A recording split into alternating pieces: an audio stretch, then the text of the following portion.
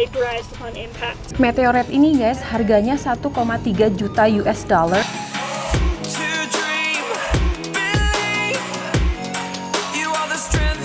Hey guys, apa kabar kalian semuanya? Saya sekarang sudah ada di Meteor Crater atau kawah meteor. Uniknya ini lokasi ini nih, tempat meteor ini 50.000 tahun yang lalu ini meteor jatuh di sini dan sekarang itu masih ada. Di belakang saya ini visitor centernya. Nanti kita masuk harus bayar itu $29 ya guys. Dan jarak tempat ini dari kota Flagstaff itu tadi nyetir itu sekitar 45 menit. Yang penasaran ikutin terus ya guys. Ini lokasi masuknya, habis beli tiket ternyata tiketnya sekarang berapa? Tadi tiket $31 bukan $29 ya. Ini dia nih guys. Jadi kandungan apa? Meteornya itu mengandung besi dan nikel ya. Ini 50.000 tahun yang lalu. Nah, ini kita lagi menuju ke mereka, ada videonya tentang histori meteornya dan ada museumnya nanti. Oke, nggak begitu banyak orang karena mungkin ini hari biasa, bukan weekend dan bukan musim anak-anak libur sekolah. Kemana kita? Ini. Bagus ya, semuanya batu bata. Nah, tadi guys sudah dijelasin waktu beli tiket dan kita harus ikut tur. Turnya tuh kurang lebih sekitar 30-45 menit dan kita nggak boleh mencar-mencar dari grup tur itu ya. Betul. Sampai Selesai kan? Iya. Iya, ini di depan ada gift shopnya, ada restroom. Nih, ada tempat nonton videonya itu ya kali ya, creator itu. Iya, betul. Iya. Kita mau kemana dulu? Kan masih lumayan lama. Iya. Kita mending nonton videonya dulu. Ya ini guys, ini namanya Boilerplate 29A. Ini bentuk aslinya ini di belakang sini ya. Dan informasinya, ini nih kapsul ini nih nggak pernah terbang keluar angkasa, hanya sebagai untuk ngetes ini untuk memastikan kalau pas turun dari angkasa itu pakai parasut dan posisinya itu tegak lurus pas di atas airnya itu guys. Dan bayangin ya, sekecil ini ada orang di sini, itu bayangin stres apa enggak coba, berhari-hari bisa di dalam sini hanya untuk perjalanan keluar angkasa kan ini kan, kalau memang dipakai. Parah ya, tapi luar biasa ya kalau orang dedicate untuk jadi astronot sih ya. Kita lihat dalamnya ya, ngelongok. Ini kecil banget ya. Ini sih nggak bisa bayangin loh. Ini kamar mungkin berapa? 2x3, kecil banget loh. Ini berhari-hari bisa di situ ya. Nggak begitu kelihatan sih kalau di video. Mungkin kalau bener-bener lihat visual mata gitu, lihat langsung kelihatan. Memang sempit banget nih, panjangnya sekitar segini nih guys. Bayangin aja di dalam situ kan, di kamar seharian aja bosen ya. Sekarang kita mau menuju ke teaternya nih guys.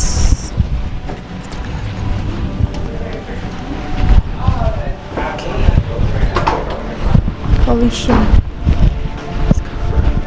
Lurus ya? Launch pad itu apa sih? Bagus ya, kayak bioskop. Ini tempatnya ya? Oh iya, tempat ini ya guys, uniknya dikelola oleh kayak private. Maksudnya private di sini adalah satu keluarga, namanya keluarga Bollinger. Ini mengelola tempat ini sampai sekarang sejak tahun 1900-an. Tempatnya bagus ya.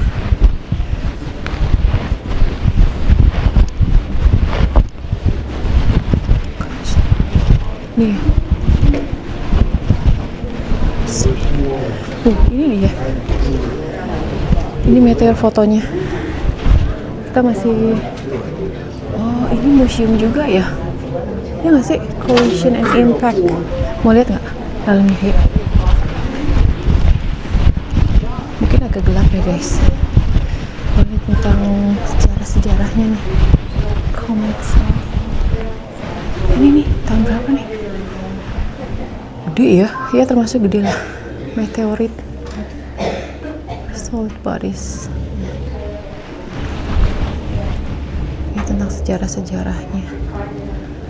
Oh ini dia nih, batu-batu yang jatuh. Memang mostly ini katanya kan mengandung besi ya, iron ya. Ini mengkilat banget yang ini ya. Luar biasa kadang ya. Composition comments. Let's go.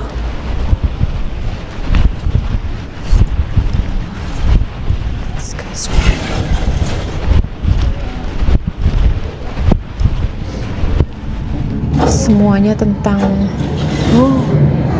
yuk kita masuk ke sana. Dibilang put yourself at ground zero. Berarti sini ya. Push the button to begin program. Coba ini. Set.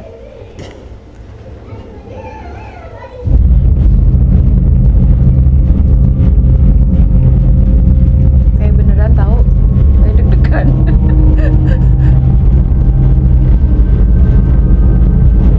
Ini mereka apa? Video. Moving at 11 miles per second, a meteor raced through the solar system towards Earth.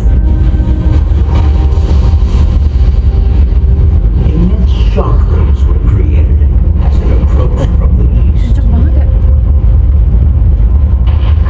Hurricane force winds threw 175 million tons of material.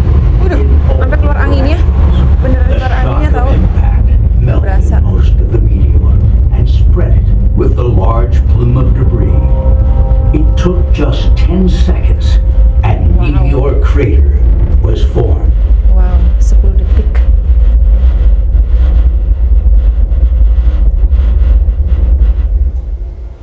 Wow, that interesting.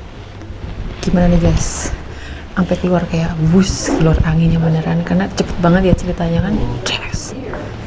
10 second bentuk itunya apa kawahnya. Kemana lagi kita? Ngomongnya agak bisik-bisik ya karena di sini agak sepi. Apa nih? Oh,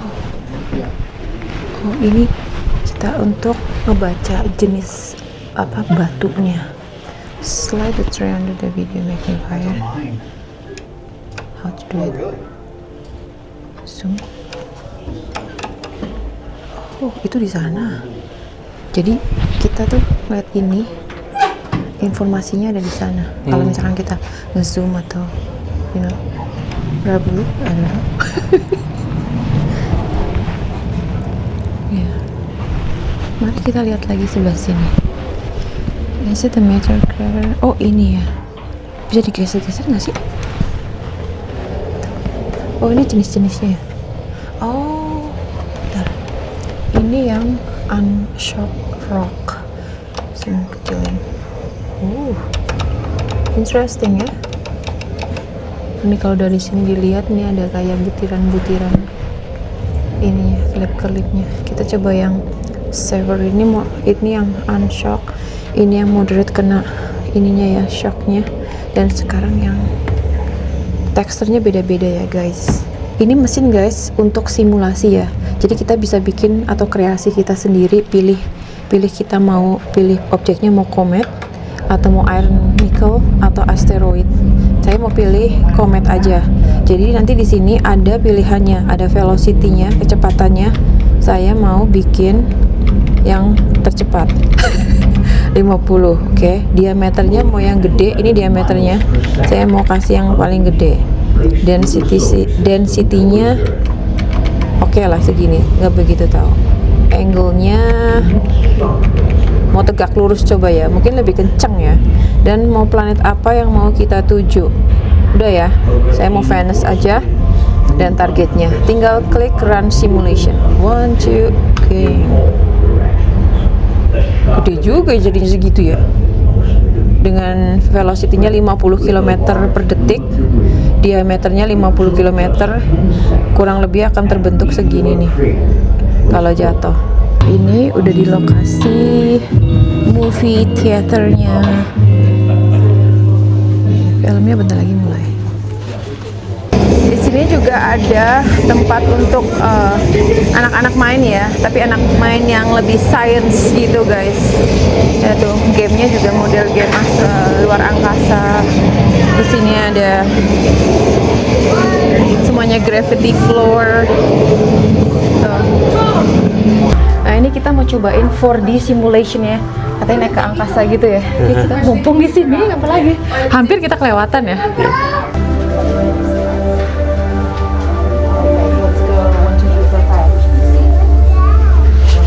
Paling atas aja yuk. Hello again and welcome aboard. Commander Perseus, any last minute words before departure? Nah, Jackie. I think our crew is ready and excited to get going. Folks, prepare for takeoff. Bad. Hang on to your space helmets. Wow. Dan dari sini nih guys, dari kaca ini kita belum ikutan tur ya. Kita bisa ngintip dari jendela ini. Ini kawahnya nih. Besar banget ya dan dalam. Dalamnya itu kurang lebih sekitar 170 meter. Jadi kalau teman-teman bisa bayangkan itu Tugu Monas, kalau dimasukin ke dalam sini, ujungnya itu aja masih belum kelihatan ya. Berarti kan lebih dalam. Dan lebarnya itu 1,2 km. Kalau teman-teman pernah ke Malioboro di Jogja, itu diibaratkan jalan dari ujung ke ujung jalan Malioboro itu untuk diameternya. Nanti kita lihat langsung pas kita ikutan tur ini udah hampir mulai nih. 3 menit lagi loh, yuk. But this piece wasn't actually found at this location. This was found 2 miles west of here in an area called Canyon Diablo.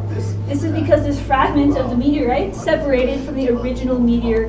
Batu itu beratnya berapa? 1.400 pound dan harganya tadi 1,3 juta dolar USD, guys.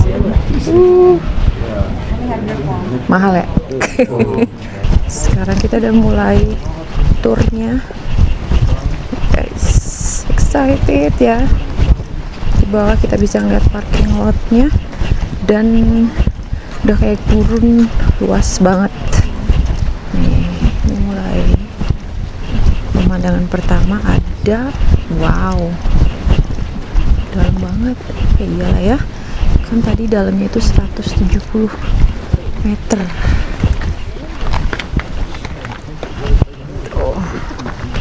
Guys, dan lokasi ini itu 1.700 meter di atas permukaan laut, guys. Dan meteor ini tuh terjadi hanya dalam 10 detik.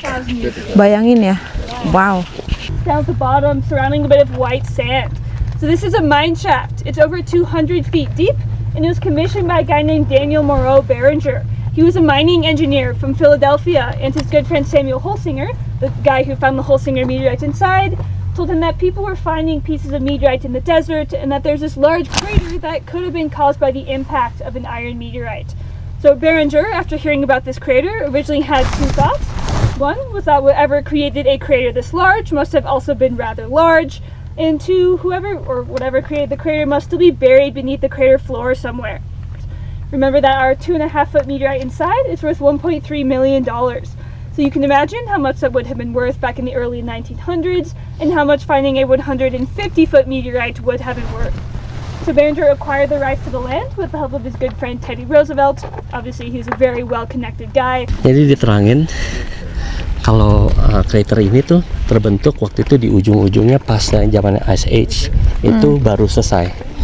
Makanya kan tadi gue diterangin sebenarnya kenapa ini the best preserved crater di dunia, karena climate di Arizona ini kering, jadi masih terbentuk dan masih muda lah, baru 50.000 tahun yang lalu kan, sedangkan banyak tuh, sorry agak ngos-ngosan, banyak crater tuh kan udah lebih jutaan tahun yang lalu apa jadi ini tergolong masih muda, baru, betul. Dan tadi dikasih lihat ada bagian tuh yang warnanya pink. Itu dulu ada lake. Nah bingung kan, meskipun tadi saya baru bilang kalau ini kering. Tapi karena itu yang tadi juga, karena Ice Age baru selesai, waktu crater ini terbentuk tuh, dulu climate di sini tuh masih basah. Makanya itu terbentuklah lake itu. Ya sekarang udah nggak ada, sekarang udah kering kan. Dan batu meteorit yang tadi kita lihat di dalam yang seharga 1,3 juta dolar itu tuh sebenarnya ketemunya tuh bukan di sini, tapi 2 mile dari sini. Karena mereka sebelum jatuh kan udah pecah-pecah ya. Betul, jadi itu sebelum impact meteorit itu tuh udah pecah gitu loh. Sebenarnya banyak meteorit lain yang jauh yang lebih kecil yang ketemu, tapi tuh ya boleh bilang nggak ada nilainya lah gitu. Very interesting. Dan ini kan juga tadi dibilang buat latihan astronot kan? Betul. banyak latihan astronaut karena dia punya landscape tuh mirip dengan landscape di bulan. Banyak batu-batu gitu kan, bulan kan banyak ditabrak meteor kan, jadi banyak pecahan-pecahan batu. Sebentar, sorry, lagi nggak mau ganggu.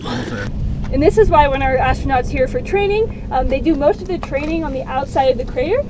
So when I told you that story earlier about the astronauts coming into the crater, that was mostly for a physical fitness test and less about the actual scientific training they had to do. So most of the information that we're trying to find on the moon is about its composition. Like, what are our lower rock layers of the moon? What are they composed of? So in order to find lower rock layers, we don't actually have to go into an impact crater. We just have to go out onto the ejecta blanket. The video will tell you it came from the east. That's a little bit outdated. Now we think it came from kind of the south going more north. This is because this whole side of the crater is uplifted a little bit more than the rest. So we think that when the meteorite struck, it kind of pushed the rocks in front of it up a little bit more. So that's why we kind of think it came from the south going more north-ish. Iya, jadi masalah tentang tadi baju astronot itu, kan tadi diterangin kan kenapa tuh site ini banyak dipakai untuk sebagai training untuk para astronot karena landscape-nya mirip sama bulan. Nah, salah satu yang training di situ tuh bajunya yang robek karena tuh batu-batunya itu kan. Sedangkan jadi kan mirip kan, sedangkan di bulan kan banyak karena bulan kan nggak ada atmosfer, mereka nggak ada di sana, nggak ada protection, banyak meteor nabrak kan. Nah, jadilah mereka tuh ada mereka reinforce lah bajunya supaya lebih kuat nahan Batu-batu. seperti kayak lens ya, batu-batu kayak begitu. Makanya itu banyak dipakai untuk sebagai, sekali lagi saya tekankan, banyak dipakai untuk training, latihan untuk astronot. Dan juga tadi diterangin kenapa warna batu-batu di sini tuh kalau kalian lihat di sana kan ada 3 layer, itu red rock, merah, kuning, dan putih. Dan kalau kita ngeliat sekelilingnya, immediately dari sekeliling kawah ini, dia tuh terbalik. Yang paling atas putih, kuning, dan baru merah. red. Ya, itu karena impactnya yang sangat kencengnya itu kan 26.000 mile per hour itu kan travelnya. Jadi tuh batu-batu di sini sampai kebalik semuanya. Jadi kayak begini, jadi yang merah paling bawah, kuning, putih. Kalau kita lihat sekeliling kan kayak begitu kan. Iya.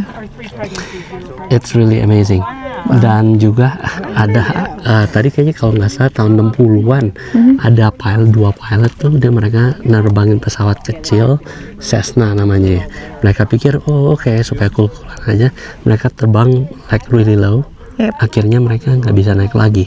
Itu karena diterangin masalah physics lah, aerodynamics gitu. Kalau cold air tuh ada di bawah, warm air ada di atas tuh, jadi pesawatnya tuh struggling untuk naik ke atas. Jadilah mereka kecelakaan nabrak ke sana. Tapi untungnya mereka berdua selamat survive. Yes. Jadi juga dikasih tahu kalau pesawatnya itu pertama bangkainya tuh nggak dibuang karena pikir udahlah nggak ganggu apa-apa. Tapi setiap ada pilot yang lewat tuh ngelaporin mulu, ada crash tuh, tolong dibantu apa segala. Dan itu kan sebenarnya semua udah kejadian ya. Akhirnya diangkat, dan sebagian tuh ada juga yang dibuang ke dalam mineshaft itu, dikubur di sana. Kan mineshaft itu udah nggak berjalan. Dan di sana yang putih itu mineshaft. Jadi mereka tuh yang punya tanah ini tuh, mereka tuh coba mencari mineral dulu yang untuk dijual. Sangat edukatif juga ya. Banget. Semuanya ya, informasi yang tadi tour guide-nya disampaikan juga semuanya sangat-sangat informatif. Iya, jadi guided tour ini saya rekomen sih. Kalau ada kalian teman-teman yang main kesini, memang boleh jalan-jalan sendiri di dalam gitu. Ada observatory deck begitulah. Tapi ini saya rekomen sih. Jadi bisa langsung jalan di trail ini. Karena di trail ini mesti di guide, nggak boleh jalan sendiri. Oke, Gitu. kita lanjut ya. Di sini juga disediakan ada beberapa deck guys, dan masing-masing dilengkapi dengan teleskop seperti yang mungkin teman-teman lihat itu ada di bawah sana. Nanti kita bakalan ke sana, dan satu di belakang saya nih, itu ya. Dari sini kita bisa ngelihat dengan jelas ya betapa besarnya ini kawah nih guys. Nih, wow. Tips nih guys, kalau kalian mau berkunjung ke sini, pastikan ya, ini kita berkunjung bulan November, jadi nggak terlalu panasnya tuh, nggak terik. Tapi kalau bulan-bulan musim panas itu pastikan kalian pakai topi, pakai baju mungkin lengan panjang, pakai sunblock, jangan lupa pakai sunblock, dan selalu bawa air minum ya, dan diusahakan juga sepatu mesti senyaman mungkin guys. Oke, thank you guys for watching.